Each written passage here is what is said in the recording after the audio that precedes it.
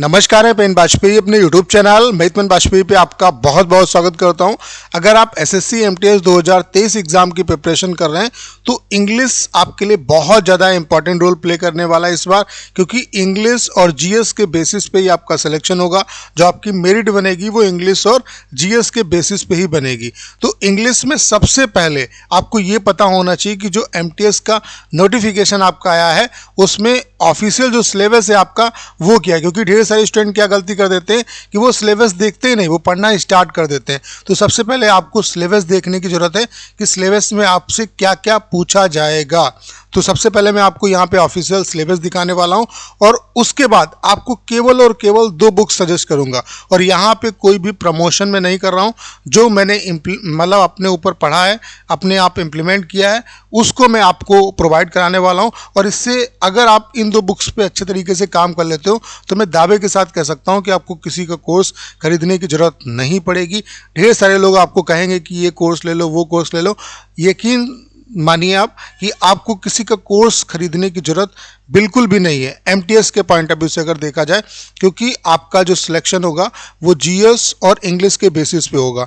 तो दोनों सब्जेक्ट को आप अच्छे तरीके से, बस अगर थोड़ी सी अंडरस्टैंडिंग आप रखते हो इंग्लिश की, तो आप आराम से कर सकते हो। ठीक है, तो इससे बाहर आपको कुछ भी पढ़ने की ज़रूरत नहीं है। तो चलिए मैं आपको सारी चीज़ें बता देता हूँ। बस आप सभी से यही कहना चाहता हूँ कि तैयारी करने से पहले आप इस वीडियो को जरूर देखिए, इससे आपको बहुत कुछ सीखने को मिलेगा और इन बुक से आपका फ़ायदा डेफिनेटली होगा। और यहाँ पे किसी भी बुक का मैं प्रमोशन नहीं कर रहा हूँ, मैं फिर क्लियर कट कहना चाहता हूँ। तो सबसे पहले मैं आपको ऑफिशियल सिलेबस दिखा देता हूँ। तो पैरा नंबर 14.7 में सिलेबस पूरा बताया गया, आप लोग कंप्लीट सिलेबस देख सकते हैं। और अगर आपको ये सिलेबस जानना है, इसकी पीडीएफ लेनी है, तो डिस्क्रिप्शन में टेलीग्राम चैनल का भी मैं लिंक दे रहा हूँ, तो उसको आप ज्वाइन कर लीजिए। वहाँ से आपको जितनी भी अपडेट है वो मिलती रहेंगी और ये जो पीडीएफ है मैं वहाँ पे आपको प्रोवाइड करा दूंगा। तो इंग्लिश का आप लोग सिलेबस देखिए कि इंग्लिश में आपसे क्या क्या पूछा जाएगा। तो साफ साफ एसएससी ने बोला है candidates understanding of the basics of English language, यानी कि इंग्लिश का जो बेसिक है उसकी आपको अंडरस्टैंडिंग होनी चाहिए, यानी कि जो ग्रामेटिकल पोर्शन है वो आप अच्छे तरीके से समझते हो। उसके अलावा वोकेबलरी, ठीक है, ग्रामर, उसके अलावा सेंटेंस स्ट्रक्चर, यानी कि सेंटेंस किस तरीके से बनता है, उसमें आपको मतलब fill in the blanks type का आप समझ सकते हो कि जहाँ पे सेंटेंस दिया होगा उसमें कुछ चीज़ें मिसिंग होंगी, या कुछ मान लेते हैं वर्ब की जगह पे मिस होगा या एडजेक्टिव की जगह पे मिस होगा, तो वो आपको वहाँ पे फिलअप करना है। ठीक है, उसके अलावा सिनोनियम्स आएंगे, एंटोनियम्स आएंगे and it's correct uses etc and to test comprehension a simple paragraph may be given and question based on the paragraph to be asked, यानी कि आपसे पैराग्राफ दिया जाएगा, आपको सिंपल पैराग्राफ होगा और उससे रिलेटेड क्वेश्चन पूछे जाएंगे। देखिए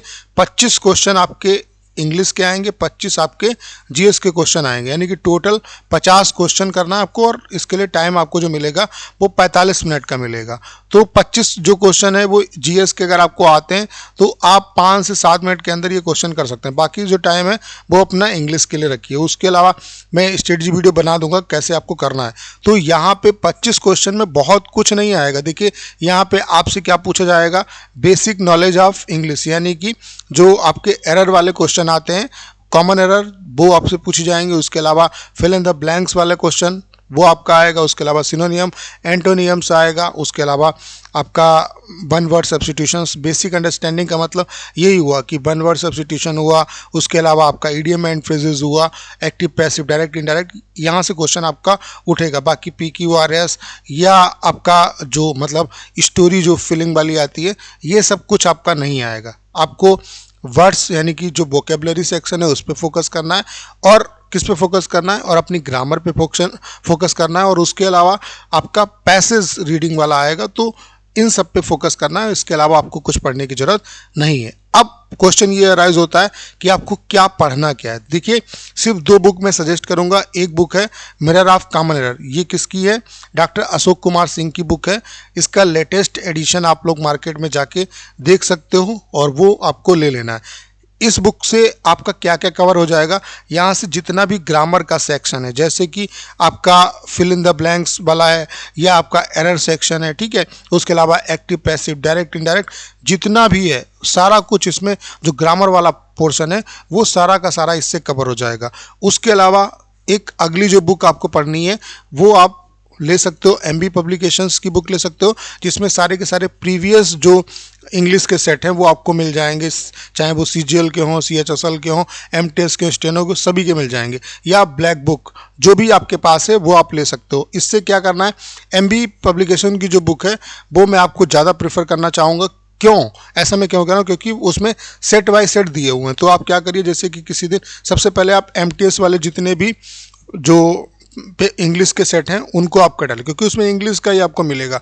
तो इंग्लिश के सेट आप टाइमर लगा के कर लो। आपका जैसे आपको अगर 45 मिनट मिलेगा तो 45 मतलब 20 मिनट का आप टाइमर लगा के, 20 या 30 मिनट का आप टाइमर लगा के क्वेश्चन को करो, क्योंकि उतना टाइम आपको मिल जाएगा, क्योंकि जीएस में उतना टाइम आपका नहीं जाएगा। तो आप डेली कम से कम 2 से 3 सेट करो टाइम लगा के, और देखो कि कितना अच्छे तरीके से आपकी चीज़ें आ रही हैं। तो उससे क्या होगा कि उसमें आपके जो वर्ड्स जितने भी हैं, एमबी में क्या है कि आपका वोकैब सेक्शन भी तैयार हो जाएगा, क्योंकि वोकेबलरी बहुत ज़्यादा है उसमें। अगर उतना वोकैब आप तैयार कर लोगे तो आपको कोई दिक्कत नहीं होगी। Idiom, phrase, idiom and phrases, उसके अलावा एंटोनियम, सिनोनियम, वन वर्ड सब्स्टिट्यूशन जो भी दिया है उसमें वो ही आप याद कर लोगे, तो आप कहीं पे भी फंसने वाले नहीं हो। उसके अलावा जो उसमें सेट दिए हैं उनको अगर डेली बाय आप 4 से 5 सेट सॉल्व करते हो तो इंग्लिश में मैं दावे के साथ कह सकता हूँ कि इन दो बुक्स के अलावा आपको तीसरी बुक पढ़ने की ज़रूरत नहीं पड़ेगी। बाकी आप टेस्ट लगाओगे तो उसमें आपको खुद इम्प्रूवमेंट देखने को मिलेगा। तो एक बुक आपको मिरर ऑफ कॉमन एरर पढ़नी है, जिससे आपका ग्रामर का जो कंप्लीट पोर्शन है वो तैयार हो जाएगा। उसके अलावा आप एमबी भी ले सकते हो और आप ब्लैक बुक भी ले सकते हो। इसमें क्या है कि सारे के सारे आपको प्रीवियस जो इंग्लिश के सेट हैं वो मिल जाएंगे, चाहे वो सीएचएसएल के हो, सीजीएल के हो। पहले आप एमटीएस वाले सारे कवर कर लो, उसके बाद सीएचएसएल वाले, फिर सीजीएल वाले। तो इतना अगर आप कर लेते हो, डेली प्रैक्टिस करते हो, और इस बुक को अगर आप पढ़ोगे तो आपको बहुत मज़ा आएगा। आपका जो बेसिक अंडरस्टैंडिंग है वो बहुत अच्छा होगा और आपको कॉन्फिडेंस आएगा। ठीक है, तो इससे ज़्यादा आपको कुछ करने की ज़रूरत नहीं, बहुत कुछ पढ़ने की ज़रूरत नहीं है। सिर्फ इन 2 बुक्स को अगर ईमानदारी से फॉलो कर लोगे तो मैं दावे के साथ कह सकता हूँ कि बहुत बेहतर आप एग्ज़ाम में करने वाले हो। तो करना क्या है, इस वीडियो को ज़्यादा शेयर करना है। उसके अलावा अगर आप चैनल पर नए हैं और आपने अभी तक इसे सब्सक्राइब नहीं किया है तो प्लीज़ चैनल को सब्सक्राइब करना मत भूलिएगा।